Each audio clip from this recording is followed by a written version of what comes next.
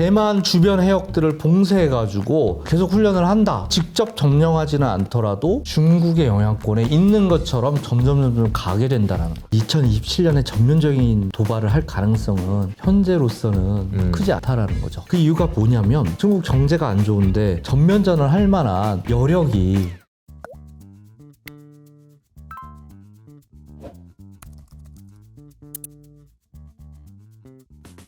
이게 중국을 좀 이렇게 보다 보니까 다음 그 이야기로 좀 넘어가면 좋을 것 같은데요. 중국에 대해서 관심을 가져야 되는 여러 가지 이유가 있지만 중국이 저러다가 그냥 성질내면 어떡하나 이런 소위 말하는 대만과의 관계가 어떻게 되는 그 악화되면 어쩌나 이런 고민들이 좀 있는 거잖아요. 그래서 중국의 해군력 확장 어떻게 봐야 되나요? 모든 나라가 강대국이 되면 그 경제적 이해관계가 여기저기로 다 뻗쳐 나가거든요.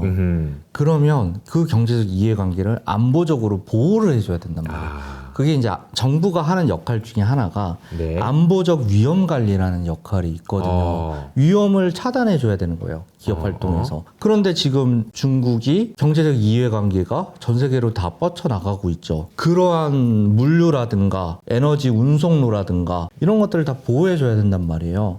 그러면 필연적으로 해군력이 확장되어야 되는 거죠. 근데 바다라는 데가 경계가 없죠. 미국 배가 들어가는 곳, 중국 배가 들어가는 곳, 그리고 그 수송로가 어느 나라 수송로다 하는 게 존재하지 않는 거죠. 그래서 이게 문제인데 중국 입장에서 보면 바닷길을 보호하는 거는 자국의 경제적 이해관계에 대한 방어적 성격이 있다는 거예요. 근데 미국 입장에서 보면 그게 동시에 바닷길을 통제하는 것처럼 보인단 말이에요. 그러면 이거는 도대체 의도가 뭔지 중국이 해군력을 확장해서 그리고 바닷길을 통제하려고 하는 모습이 도대체 어떤 의도에서 나오는 건지 이게 미국을 위협하는 모습으로 비춰진다는 거죠. 그러면 미국 입장에서는 어떻게 해야 되느냐? 바닷길을 미국 입장에서도 지켜야지만 자국의 번영을 확보할 수가 있다는 거예요. 그리고 미국은 항행의 자유라고 하는 국제 질서를 수립하고 보존하고 수호해 나가는 그거를 이제 국제 정치에서는 공공재라고 얘기를 하거든요. 미국이 제공하는 공공재다라고 얘기를 하는데 그렇다면 여기서 이제 문제가 되는 게 미국이 설정한 해양 질서에 대한 도전자로서의 중국이 존재할 수 있다라는 거죠. 미국은 바닷길의 자유, 운송의 자유 이걸 다 만들어 놨는데 중국이 그 인도태평양 지역 여기저기에 군항 역할을 할 수 있는 항구들을 건설하고 있고 그래서 바닷길을 통제하려는 것처럼 비춰지는데 그러면 미국이 해야 될 건 뭐냐? 중국의 해군력 증강을 견제할 수밖에 없다라는 거죠.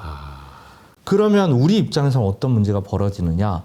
미국하고 중국이 그 바닷길을 통제하려고 경쟁을 하다 보면 우리도 그 바닷길이 위협을 받을 수밖에 없거든요.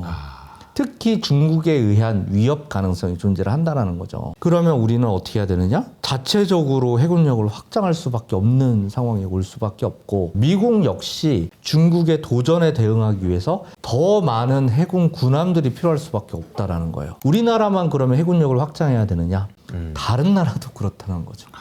인도라든가 일본이라든가 호주라든가 이런 나라들도 자체적으로 해군력을 확장할 수밖에 없고 베트남이나 인도네시아도 마찬가지. 해군력을 이제 확장시켜야 되는 논리가 미국이 정한 질서 그러니까 이제 거기서 그 해군 해적 옛날에 막 그럼 하지 마 이렇게 딱 윽박지를 수 있는 그 질서가 좀 약화되면서부터 시작된 거고 그럼 이제 중구난방 이제 나도 스스로 지켜야 되는 그런 상황이 되다 보니까 결국은 이제 해군력 확장은 전 세계는 거의 대부분의 나라에서 해야 되는 일이 되겠네요. 그렇죠. 그래서 해군 그 수주 물량, 군함 수주 물량이 전 세계적으로 확대되고 있어요. 뭐 호주, 캐나다부터 해서 뭐 동유럽 국가들 그리고 아마 동남아 국가들도 관심이 많을 거예요. 특히 이제 신흥 이제 해군 전력을 육성하려는 국가들은 잠수함에 관심이 많죠. 왜 그러냐면 이게 비대칭 전력이기 때문에 그렇거든요. 비대칭 전력이란 건 뭘까요? 강한 놈하고 붙으면 내가 이길 수가 없죠. 그러면 어떻게 해야 되죠? 약삭 빠르게 움직여야 된다. 뒤에 가서 이렇게 뭐 하든지 뭐 그렇죠. 모래를 뿌리든지 뭐 암수를 써야 된다. 그렇죠.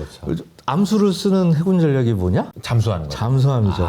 그러니까 신흥 해군 해양 국가들은 반드시 잠수함을 먼저 확보를 해줘야 된다. 그거는 우리나라도 마찬가지였고요. 그 잠수함을 만들 수 있는 기업이 또 계속해서 부각받을 수 있겠다라는 생각도 하게 되는 것 같습니다. 근데 이제 많은 분들이 고민하시고 걱정하시는 게 이거 이러다가 중국이 대만을 공격하면 어떡해요? 뭐 이런 얘기들이에요. 전쟁과 관련된 시뮬레이션 하시는 분들도 중국이 대만을 뭐 2025년에 뭐 침공할 거다, 뭐 2026년이다, 뭐 이런 얘기도 많이 하고 그러시는데 2027년 설이 될까요? 유력하죠. 2027년. 네, 설이 유력한데 군사력 사용의 수준이라고 하는 거는 어마어마하게 다양해요. 그러니까 우리는 흔히 전면전만 생각을 하잖아요. 맞아요.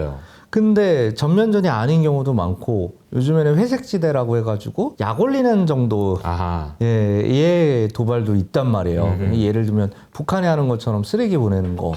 너무 짜증나죠. 네. 깐죽거리기. 깐죽거리기. 자, 우리가 항상 이게 네. 사회생활 하면서 네. 어려운 경우가 뭐냐면 깐죽거리는 거예요. 아, 맞아요. 이걸 너무 어떻게 꼴보기 싫지. 내가 대응해야 될지 모르거든요. 맞아요. 이게 뭐냐면 한 대 때릴 수도 없고 이거. 깐죽거리는 사람한테 정색을 하고 화를 내기도 어렵고 아, 그렇죠, 그렇죠. 실책을 하기도 어렵고 아, 맞아요. 발끈하면 발끈한다고 또 왜 맞아요. 이렇게 속이 좁아 아, 그렇지. 뭐 이런 식으로 약을 올린단 말이에요. 맞아요. 이게 회색지대인데 그 혹은 내 친구들을 포섭할 수도 있어요. 그러면서 나랑 친한 애였는데 내 욕을 그 친구한테 계속 얘기를 하는 거예요. 아. 그럼 내가 어떻게 되죠? 그 친구랑 멀어지면서 내가 갖고 있는 사회적 지위가 낮아지겠네. 낮아지게 되는 것이죠. 아. 이런 식으로 하는 여러 가지 형태들이 도발이 존재할 수가 있다라는 것이죠. 네. 그러면 대만을 직접 침공할 경우 생길 수 있는 여러 위험들이 있단 말이에요. 상륙전을 할 경우 이게 상륙전에 대한 다양한 시나리오가 네. 미국 싱크탱크들이나 비공개지만 미국 펜타곤 국방부에서도 자체 시나리오들을 계속 만들고 있단 말이에요. 네. 그러면 그 가능성이 얼마나 될 것이냐 이게 당연히 관심사일 텐데 자 확실하게만 보자는 거예요. 상륙전을 해가지고 대만을 순식간에 군사적으로 점령하는 옵션도 있겠지만 자 그 경우에는 어마어마한 위험이 따르겠죠. 그쵸. 왜냐하면 미국이랑 일본이랑 싸워야 되는 거예요. 그러면 중국 입장에서 그렇게 단순하게 전쟁을 벌일까? 그 가능성이 좀 낮죠. 그러면 그냥 그렇다고 가만히 둘까? 그렇지 않다면 어떤 방법이 있을까? 최근에 벌어지고 있는 것들 그리고 그 이전에 벌어지는 군사력 사용의 행태가 뭐였느냐? 중국이 대만을 포위하는 훈련을 지속적으로 벌이는 이런 형태의 군사력 사용이 나타나고 있고 여기에 좀 경각심을 가져야 된다라는 거죠. 왜냐? 자, 아까 얘기했던 것처럼 바다에는 경계가 있어요, 없어요? 없어요. 없죠. 그러면 이 바다는 내 건데 어떻게 이걸 확인하겠어요? 거기 왔다 갔다 하는 거면 여기 내 나와버리다. 이거 어떻게 확인하겠어요? 이런 표현을 강아지는 이제 오줌 싸면서 이렇게 좀 그렇죠. 하잖아요. 네. 국가는 어떻게 하냐면 거기에 배를 계속 보내는 거예요. 군함을. 이 바다는 내 바다다. 이걸 확인시켜주는 방법은 힘을 과시하는 거예요. 이걸 이제 무력을 과시한다. 무력을 전시한다라는 표현을 쓰기도 하고요. 전시효과라는 표현을 쓰기도 하는데 결국 경계가 없는 바다가 내 바다다. 내 영향권에 있다. 이걸 보여주는 방식은 그 해역에서 계속 훈련을 하는 거예요. 그게 공해상이고 모든 사람이 쓸 수 있는데 그 국가가 거기에 해군훈련을 하고 그리고 해군훈련을 하는 동안 그 지역을 봉쇄하는 거예요. 그러니까 그 훈련을 하는 동안은 다른 국가들의 배나 혹은 비행기까지 왔다 갔다 할 수가 없는 거예요. 그러면 우리는 어떤 생각을 하게 되죠? 아, 여기는 중국 땅인가 보나. 이게 국제정치에서 말하는 이제 힘의 과시. 라는 방식인데 대만 주변 해역들을 봉쇄해가지고 계속 훈련을 한다. 네. 그러면 직접 점령하지는 않더라도 누구의 영향권에 있을 수밖에 없게 되느냐? 중국의 영향권에 있는 것처럼 점점 가게 된다는 거예요. 그러면 문제가 뭐냐? 대만 주변 해역을 중국 해군이 다 통제를 한다. 그러다 보면 해군 훈련을 거듭해가지고 하다 보면 어떤 일들이 벌어지냐? 그 해역은 중국이 통제하는 해역이 돼버리는 거예요. 이게 너무 무서운 일이죠. 왜? 그 대만의 주변 해역은 국제적인 공급망 물류가 지나는 해역이라는 거예요. 그 공급망의 핵심 의존도가 높은 나라가 어디냐? 한국이라는 거예요. 그러면 앞으로 우리가 물류 이런 걸 운송을 하려면 그걸 우회해가지고 3, 4일이 더 걸리는 바닷길을 통과하거나 아니면 중국이랑 친하게 지내야 된다는 거예요. 중국이랑 친하게 지내야 된다는 뭔 얘기를 하냐면 우리의 국익의 손실을 일부 감수하더라도 중국의 편을 들어주는 이런 상황이 올 수도 있다라는 거예요. 그렇게 되면 우리 경제에는 좀 부정적인 영향을 주겠네요. 문제가 생길 수가 있죠. 그러니까 뭐 예를 들어서 TSMC, 네. 뭐 하이닉스, 네. 엔비디아 이렇게 이제 굉장히 강력한 네. 반도체 네. 밸류 체인인데 이거 왔다 갔다 할 때 중국이 와가지고 잠깐만 여기 멈춰봐, 뭐 있어, 이거 안 돼, 뭐 이런 식으로 나온다. 극단적으로 그런 상황도 상상해 볼 수 있는데 그런 상상이 되면은 굉장히 좀 경제적으로 미치는 영향이 크겠죠. 예. 근데 아까 중간에 잠깐 얘기 나왔는데 네. 많은 분들이 또 궁금해하시기도 하니까 네. 2027년설 네. 이건 왜 있는 거예요? 이게 왜 2027년이에요? 자, 그때 중국 공산당 당대회가 있으니까 그래서 이제 그런 얘기를 하는 건데 사실 2027년에 전면적인 도발을 할 가능성은 현재로서는 크지 않다라는 거죠. 그 이유가 뭐냐면 중국 경제가 안 좋다라고 말씀을 드렸잖아요. 중국 경제가 안 좋은데 전면전을 할 만한 여력이 하긴 전면전을 하려면 경제가 좋아야 돼. 먹고 살만 해야 이제 그렇죠. 뭐 국민들도 뭐 좀 먹고 살만 해야지 싸우죠, 그죠? 그리고 전쟁을 하는 순간 중국은 경제적 제재를 받으면서 경제가 봉쇄될 거란 말이에요. 그걸 버틸 수가 있느냐 이게 문제가 있고 중국은 나라가 크잖아요. 그래서 아무리 중국 공산당이 세서 중국 전역을 통제한다고 해도 그럼에도 불구하고 통제를 할 수 없는 나라가 중국이에요. 역사를 한번 예로 들어볼게요. 진시황이 어마어마한 왕이었잖아요. 근데 중국을 통치한 기간은 10년밖에 못 갔단 말이에요. 아, 그래요? 네. 그 얘기는 뭐냐면 중국은 아무리 강한 집권자가 나타나도 중국을 완벽하게 통제한다는 건 불가능하단 말이에요. 이게 제국이 취하는 기본적인 방식이 그래서 뭐냐? 관대함이라는 거. 관대함. 나는 자유롭게 관대하다. 놔둬야 된다는 거예요. 이게 중국의 어느 정도는 자유를 맡겨야지. 그렇죠. 어차피 내가 다 못하니까. 그래서 나오는 게 봉건제였단 말이에요. 그래서 놔둬서 맡기고 알아서 해라. 나한테 대신 예의만 지켜라. 이게 이제 중국의 통치 방식이었단 말이에요. 근데 시진핑이 과연 진시황보다 셀 것이냐 쉽게 얘기를 하면 여기 딜레마가 있고 그렇다라고 한다면 쉽지는 않죠. 중국 경제가 이렇게 안 좋은데 일방적으로 대만을 전면전을 하기는 쉽지는 않지만 여기서 이제 하나의 변수는 시진핑의 권력이 지나치게 강화되고 군사력 사용에 대한 모든 의사결정을 견제할 수가 없다. 그러면 전쟁은 시진핑의 생각대로 될 가능성이 있죠. 마치 러시아 우크라이나 전쟁이 푸틴의 생각대로 된 것처럼 그리고 마치 제2차 세계대전에서 소련의 모든 군사적 결정이 스탈린에 의해서 나왔던 것처럼 권력이 집중된 상황에서는 그 권력을 견제할 수 있는 장치가 그 의사결정을 견제할 수 있는 장치가 그만큼 장벽이 낮다라는 걸 의미할 수 있으니까요. 그게 또 하나의 변수가 될 수가 있습니다. 2027년이 되면은 마치 전쟁이 날 것처럼 얘기하지만 그것도 또 쉬운 일은 아니다. 라는 이제 생각이 좀 듭니다. 그러면 우리가 이제 그 만약에 중국이 대만을 침공하게 됐을 경우에 세계 경제에 미치는 영향은 이렇게 질문을 해버리면 끔찍한 숫자들이 나올 것 같긴 한데요.